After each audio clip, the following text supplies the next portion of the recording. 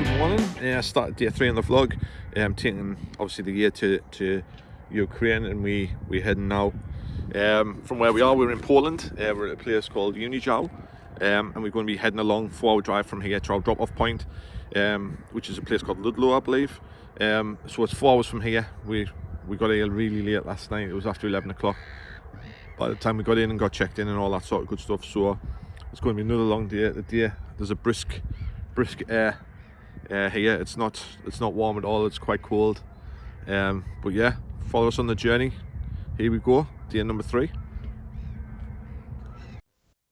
The next part of the journey was going to take us from our overnight location at Unijow down to Swidnik, near the Ukrainian border. Okay, and just a quick update here. We've just stopped now on the services.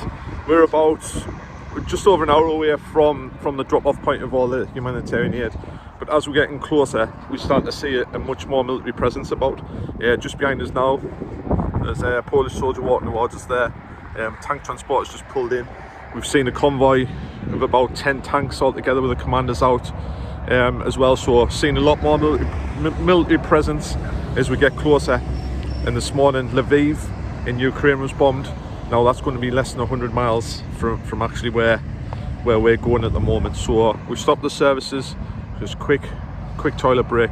Going to be back on the road, but as we get closer, we're seeing a lot more vehicles from other countries, but we're also seeing, like I say, you know, a much bigger military presence than what we have on the journey so far. It's now shining. Obviously we're here unloading at the moment all the stuff we brought over, and I've been joined by the lovely Karina. Hello! So Karina obviously is one of the people we're delivering all the aid to that you've all donated here in Poland. And so Karina, can you just tell the people, obviously we're putting something in a van behind us here. Yeah, tell us about this van. What's going to happen with this van? with this all stuff, tomorrow it's going to the Ukraine, Okay. to the Lviv or the Kiev, for example. We do trying to give as much as we can, and we're trying to help them. The situation is very hard there, so we need to help also the people there, because here we can buy stuff, we can give to the people who are in our country right now, but at abroad, Yeah. they need it more because the shops and they don't have any stuff there. Okay. Like the medicine stuff, or for example, or baby food. They really need that stuff because we have contacts with the people who are there. So how much does it mean for you guys, for us to bring this from the United Kingdom? Does it mean a lot? Yes, of course. I think it's even the one thing can save someone's life. Yeah. You know? Yeah. That's brilliant. We're loving UK also. So are you taking this stuff yourself? Are you going tomorrow to take this to Ukraine? Yeah. Tomorrow I will be also making the segregation and putting to the other cars, because I'm just volunteering and helping them. All right, that's absolutely fantastic. How many times have you been into Ukraine since the war started? I've never been there. No? Yeah. No. You're going tomorrow though? But tomorrow we have people who are going there because they going? have a need. No, I'm just making the transport and preparing everything, because we need to have a special people who are going there to make racial looting, because it's very dangerous to go there. Yeah. And not so many, like the Caritas, for example, can go to some cities. So we have to collecting the people, and especially our government from the Lublin city is choosing the right persons to helping them with that. Yeah. Oh, it's absolutely amazing what you're doing. Obviously, and I think it's united the world. We are what's happening in Ukraine. Have you got friends in Ukraine? Yeah. Yeah. I met one girl when I was at the camp. I was at the vocal camp, and she was like, before the war. Yeah. It was 2 years ago, and she was like the sunshine. She was so nice, and she was so helpful for the others. And I know also the few more people from the Lviv, and they are really amazing people. Right, fantastic. Thank you so much. And you're an amazing person, and so I hope so that there will be so many beautiful souls which will be helping each other in the very tough time, because that there is in every country there are the two types of the people, and we should spread the love. Yeah, spread the love. I love that message. I love that message.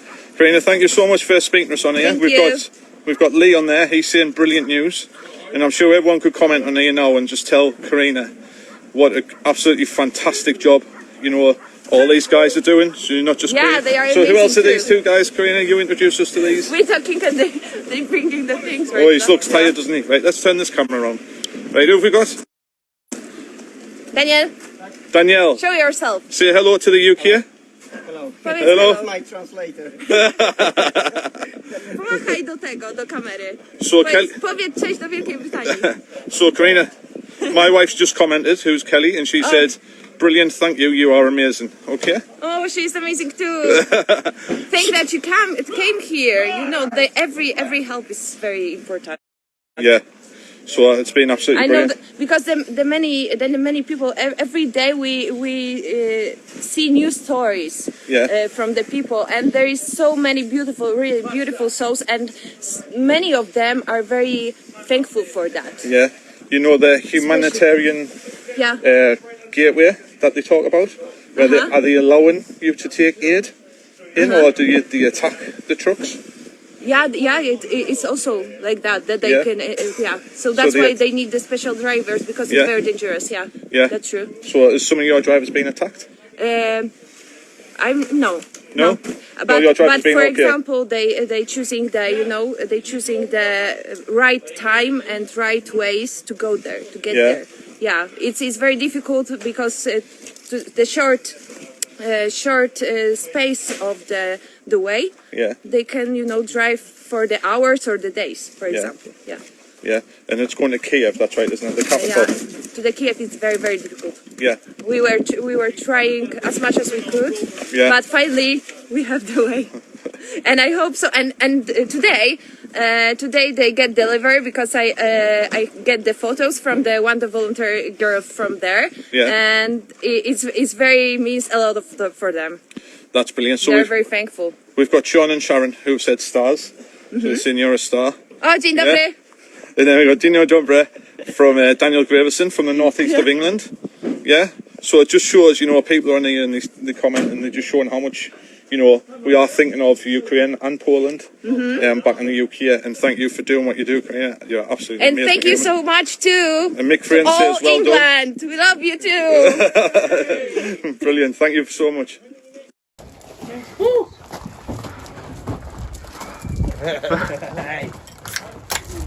Well deserved, gents. Well deserved. Definitely. So van 1 empty. Van 1. Van 2 nearly there. Nearly there. Three to go. 3 to go, Joe. Yeah, 3 to go. Smashing it, mate. Definitely. Good man. So coming off this van, it's all medical stuff, and that's all frontline to go straight in Ukraine. What they're bringing up at the moment.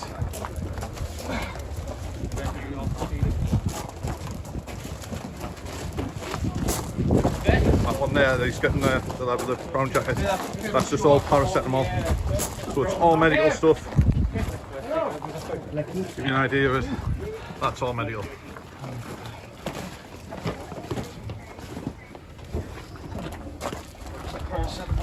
Oh my God, I'll give you what these vans, the questions you asked us. After leaving the drop-off point at Swidnik, we then start ahead for our overnight accommodation, which was in Poznan, still in Poland. After a good night's sleep, we'll then start the final part of our journey, heading towards Amsterdam in Holland, driving through Germany, ready for the ferry home to Newcastle. This is the final blog post of day 3/day 4 of our trip, our mission to get humanitarian aid out to Ukraine. Obviously dropping off at the Polish-Ukrainian border. So right now I'm on the boat, so I'm on the way home. Obviously our boat was cancelled from P&O Ferries because of what's going on there. So we didn't get our boat from Rotterdam to Hull. So rather than that, we've managed to get on the boat from Amsterdam up to Newcastle. So I am on my way home. It's really surreal. I'm just sitting outside, getting some fresh air and just doing a bit of reflection, just reflecting on what's happened over the past 4 days, because it's just been absolutely so busy. So much driving and so much goodwill and community spirit. It is a bit cold out here, so hence my hood's up. But yeah, if I just look back and reflect over the days, what we've done, from getting the call on Monday, to thinking we were going Tuesday, having that cancelled, then going Wednesday, getting down, getting the vehicle, getting it up the Polish centre, the sense of community spirit at the Polish Centre, with everybody, you know, coming together, getting that van loaded. We actually met a guy there who's third generation Ukrainian, and it meant so much to him and his family. And he's still got family in Ukraine. We got that loaded. We got ourselves down to Rotterdam, down to Hull. Then we got the ferry to Rotterdam. Obviously off the next day, and it was a massive drive. It was an absolutely huge drive. We went from Rotterdam to central Poland in one day. It was about, I think it was 800-900 miles we did. So it was a long day. We were off the boat 8:30. We got driving at 9 o'clock, and we got there. We didn't get there at like 10 o'clock at night, just after 10 o'clock at night, about 10:30. Then by the time you got checked in and everything else, got to bed, it was time to get up and go again the next day. The next day it wasn't any easier. Everyone was a little bit tired, but in good spirits, and I think that's down to some of the characters we brought along. There was lots of banter flowing around. So the next day again, it was another 3-4 hour drive to the drop-off point on the Polish border. We got our way down there, and we were bumping into other nationalities who were doing the same thing. I spoke about, when I got off the boat, about seeing guys and girls from Yorkshire, and they were doing on the side of the vans that said Yorkshire to Ukraine. So I saw guys and girls down there. From there, you know, like I say, getting close to the border, we bumped into some Norwegians who were going down there. We saw German, we saw more British, we saw Finland, all with Ukraine stickers on, with, you know, aid for Ukraine on the side of it. So they were taking as much aid down there as they can. There's a number of drop-off points on the way, but we had an agreement with a group down there. We got there, they weren't expecting 6 vans full, they were expecting 3 or 4, but we got it all unloaded, all worked together with them guys down there. If you go to our Facebook page, you can see a video I did with a girl called Karina, and Karina talks about how the stuff was going into another van that was already there, and then the next day it was going into Ukraine. It was going to Kiev, was one of the locations, and there was another location close to the border. We were actually, where we were stood, we were less than 100 miles from a city in Ukraine that had actually been bombed that morning. You know, dropped it all off. Obviously spoke to different people down there, you know, saw how much it was needed, how much it meant to them, because being so close to the border, they actually had friends over the border as well.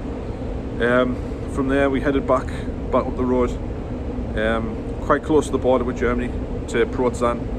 At Rotterdam we had a hotel there for the night last night, but we knew today, you know, going on Saturday, so it was an 8-hour drive from there to Amsterdam for the ferry. It was, I think it was 540-mile drive, so it's another big one. You know, many of us skipped breakfast. We got up, got on the vans and started our way up to make sure we were on the ferry, because we'd had so much trouble making sure we were on the right ferry to even get on the ferry. We got up in good time actually.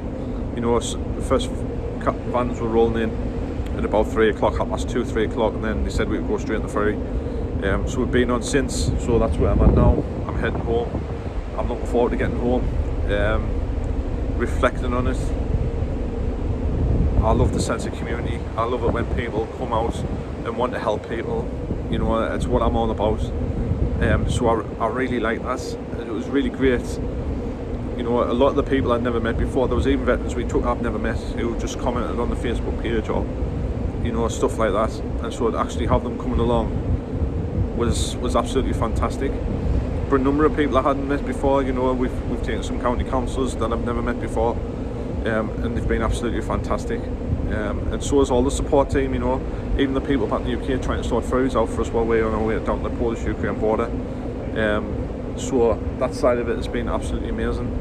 Community side of it, speaking to the Polish people and the people down at the border, and how much it means, that's massive. Absolutely, you know, just can't express it, how much it means to them, you know. Like they're saying, they've got absolutely nothing there, and it just means so much. So that's absolutely massive. And final reflection is probably, would I do it again? 100%, just not next week. I need to get home and spend some time with my family. But yeah, would I do it again? 100%. Would I recommend anybody to do it? 100%. What's the worry that any person has down there? Is it the Russians? Not at all. They're not scared of the Russians, the Polish. I'll tell you that for nothing, because I spoke to them and asked them. What they are worried about is people losing interest. They're worried about the Americans losing interest. They're worried about the British losing interest. in stopping this aid coming, because they need it, and without it they're going to really struggle. So that's their main concern. But like I say, I've had a fantastic experience. I would do it again, and I would recommend anybody else do it again. One final comment is, I just want to say thank you to everyone for all the well wishes. You know, as we were doing stuff, we were doing live videos on social medias across all platforms. So many people were wishing us well, donating money for our fundraiser to help pay for it. So that meant so much. Yeah, thank you so much. Thank you. Thanks for watching these videos, and please if you can, share these videos just to get the word out and keep the interest, you know, going. And you know, it's a fantastic experience, and I recommend anybody to go and do it. Thank you once again. Thanks for following. Thanks for sharing. And God bless. Goodbye. One question that is always asked when we deliver the aid to Swidnik in Poland was what happens next. Where does it go? How does it get there? When we left the drop-off point at Swidnik in Poland and started to head home, the following day at the drop-off point the Ukrainian army and volunteers gathered to load the aid that had been delivered into transport and vehicles ready to be transported into the Ukraine. The aid was transported into the Ukraine, and we believe that the aid has been delivered now to Kiev and Lviv, two cities who are facing so much devastation at the hands of the Russian army. We hope that the aid that has been delivered can go to help the Polish people and the Ukrainian people in their efforts to supply the thousands and thousands of people that need the help so desperately in the country of Ukraine. We wish the people of Ukraine all the very best for the future. Thank you very much.